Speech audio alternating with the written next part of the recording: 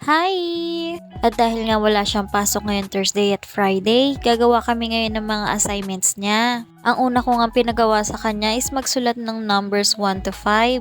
At habang nagsusulat nga siya dito, binabasa ko yung iba pang assignment na gagawin niya. Sinend lang din naman ni teacher yung mga gagawin niya doon sa GC namin. At yung pangalawang gagawin niya nga ay magugupit kami ng mga letra nagsisimula sa A, E, I, O, U. Sabi ni teacher, magbibigay kami ng 5 bagay kada letra. Kaya yan, for the hanap talaga ako. At kailangan nga Tagalog, hindi English.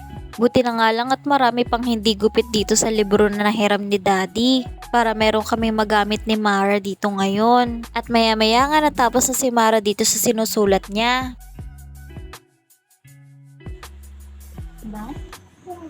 Oh, show mo yung ginawa mo. Anong ginawa mo? Anong ginawa mo? 1 to 5. Bilangin mo nga yan ng Tagalog. Isa, dalawa, tatlo, apat, lima. Very good. At ayan nga, pinabilang ko sa kanya ng Tagalog. Marunong na nga pala siyang magbilang hanggang 10. At ito nga, ginagawa na namin tong sa yellow album niya. At sabi nga ni teacher, sanayin na ang mga bata sa paggugupit. Kaya yan, binapabayaan ko siyang maggupit, tinuturuan ko lang siya kung paano gagawin niya. Dahil hindi pa nga siya marunong gumamit ng gunting. Sinasabihan ko rin siya na iingatan yung paghawak ng gunting at baka mamaya magunting niya yung daliri niya. At habang nagugupit pa nga siya, ito na yung mga nagupit niyang una. Yung iba pala, wala na akong mahanap sa libro kaya dinrawing ko na lang. Ito pala yung mga bagay na nagsisimula sa A. Anghel, araw, ampalaya, aso at atis. Ito naman yung mga nagsisimula sa E. Emosyon, espada, X, ensaymada at empanada. Ito naman yung mga nagsisimula sa I. Isda, ibon, itlog, ipis at ilong.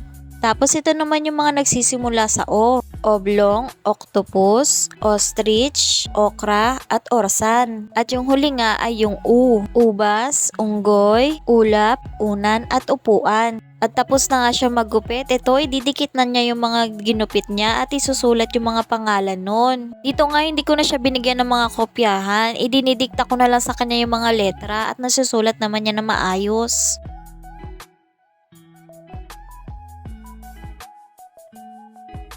At habang tumatagal nga, napapansin ko na gumaganda na nga rin nga ang pagsusulat ni Mara. Although minsan nagkakamali pa rin siya sa pagsusulat kasi minsan bali-baliktad yung pagkakasulat niya ng mga letra.